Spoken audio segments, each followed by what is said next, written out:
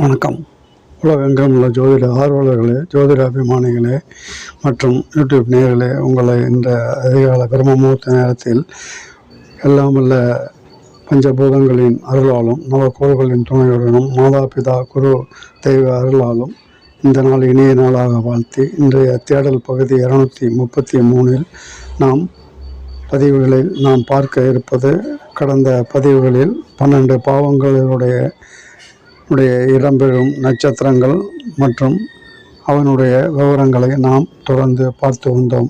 அடிப்படை ஜோதிடம் அறிவதற்கு முதலில் பாவங்கள், நட்சத்திரங்கள் மற்றும் 9 கோள்களை பற்றிய தெளிவான நாம் அறிந்திருக்க வேண்டும். அந்த வகையில் அறிந்திருந்தால்தான் நாம் இந்த ஜோதிடத்தை ஓரளவுக்கு நாம் புரிந்து கொள்ள முடியும். என்னதான் வகுப்பு எடுத்தாலும் அந்த ஜோதிடத்தில் இருக்கக்கூடிய நெளிவு சுழிவுகளை விலாவாரியாக அடிப்படைகள், அதாவது 12 பாவங்களை பற்றிய முழு விவரங்கள், 9 நவக்கோள்கள் அதன் பற்றிய முழு விவரங்கள் மற்றும் நட்சத்திரங்கள் 27 அந்த நட்சத்திரங்கள் எங்கெங்கு எவ்வாறு இடம்பெறுகிறது என்ற ஒரு தேடுதலையும் நாம் தெளிவாக தெரிந்திருக்க வேண்டும்.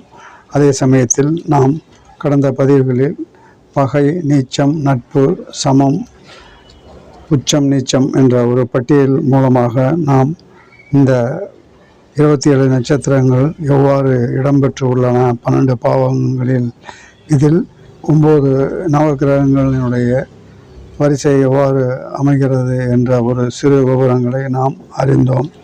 இதில் ஜோதிடத்தில் முக்கியமாக எந்தெந்த பாவங்கள், எந்த நட்சத்திரத்தினுடைய வீடு, அந்த பாவத்தில் எந்தெந்த கிரகங்கள் இடம்பெற்றுள்ளன, அந்த கிரகங்களுடைய நட்பு, பகை, உச்சம், நீச்சம், ஆட்சி அனைத்தும் தெரிந்திருந்தால்தான் நாம் பலன்களை தெளிவாக தெரிந்து கொள்ள முடியும். இந்த வகையில் அடுத்தபடியாக நாம் காண இருப்பது தசாபுத்தி திசைகள் என்ற ஒரு பட்டியலை நாம் காண இருக்கின்றோம். இது மிகவும் அத்தியாவசியமானது.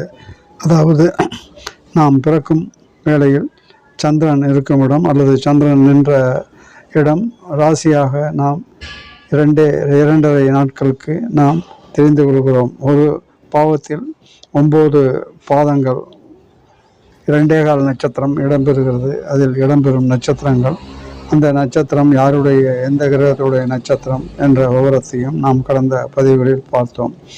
அதன் தொடர்ச்சியாக நாம் 12 பாவங்களுடைய ஒவ்வொரு பாவத்தினுடைய கிரகம் எது, அந்த இடம்பெற்ற ஒரு நட்சத்திரம் எது, அந்த நட்சத்திரத்தினுடைய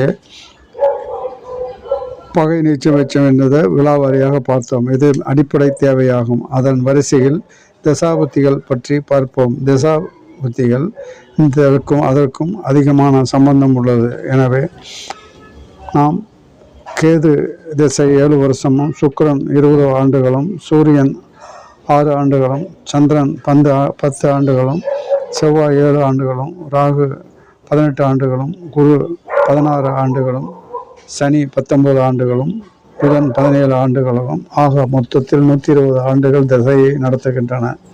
நாம் ஒரு நட்சத்திரத்தில் பிறக்கின்றோம். அந்த நட்சத்திரம் இருப்பு லக்கணத்தை நாம் பார்க்கும்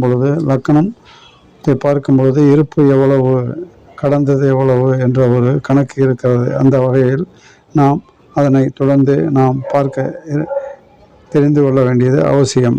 எனவே எந்தெந்த வரிசையில் இந்த தசாபுத்திகள் அமைந்துள்ளன, நட்சத்திரங்கள் அமைந்துள்ள என்று பார்க்கும் பொழுது, கேது ஆரம்பித்து முதலில் கேதுவும், அடுத்து சுக்கிரனும், சூரியன், சந்திரன், செவ்வாய், ராகு, குரு, சனி, புதன் என தொடர்ந்து வருகின்றன.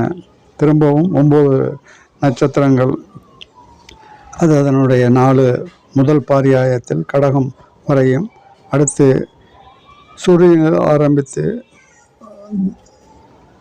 விருச்சிகம் வரை 4 2ஆம் பாரியாயத்தில் மீறி 9 நட்சத்திரங்களும், அடுத்து தனுசில் ஆரம்பித்து மீனம் வரை 9 நட்சத்திரங்கள் 3ஆம் பாரியாயத்திலும் 9 பாதங்களாக 4 வீடுகளில் அமைந்து இருக்கின்றது.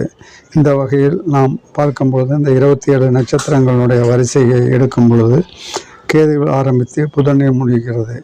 இதில் ஒரு சூட்சுமங்கள் நம் முன்னோர்கள் அமைத்துள்ளார்கள்.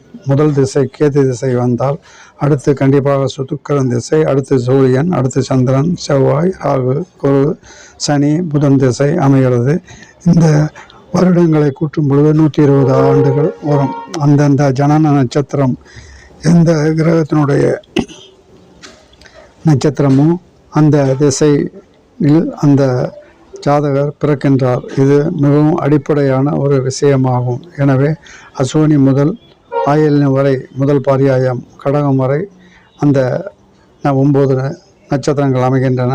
அடுத்தது சிம்மத்தில் ஆரம்பித்து விருச்சிகம் வரை 9 நட்சத்திரங்கள், மகம் முதல் கேட்டை வரை அந்த 4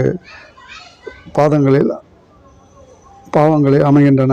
அடுத்து தனுசியில் ஆரம்பித்து மீனம் வரை, மூல நட்சத்திரம் முதல் ரேவதி நட்சத்திரம் வரை 4 நட்சத்திரங்களில் 9 பாதங்கள் விதமாக அமைகிறது. இதனுடைய அடிப்படை அல்லது வரிசை என்றதை நாம் தெளிவாக அறிந்திருந்தால்தான் இந்த திசையில் எந்த நட்சத்திரத்தில் பிறக்கிறார்கள் என்றால் அந்த நட்சத்திரத்தினுடைய திசை அவர்களுடைய ஆரம்ப திசையாகும். அந்த இருப்பு லக்கணம் எந்த வேளையில் பிறந்தார் என்கிறது இன்னொரு தனி பதிவில் நான் பார்ப்போம். அந்த ஆண்டுகளை பற்றி தெளிவாக தெரிந்து கொள்ள வேண்டும். அதனுடைய வரிசையையும் தெளிவாக தெரிந்து கொள்ள வேண்டும். பெரிய கிரகம் முதல் சின்ன கிரகம் வரை இல்லாமல் அந்த எந்த ஒரு வரிசையில் அமைந்துள்ளன என்பதை நாம் அடுத்த திசை எது என்னுடைய சூட்சுமங்களை நாம் அறிந்திருக்க வேண்டும். நன்றி, வணக்கம். தொடர்ந்து வரும். நன்றி, வணக்கம். தொடரும்.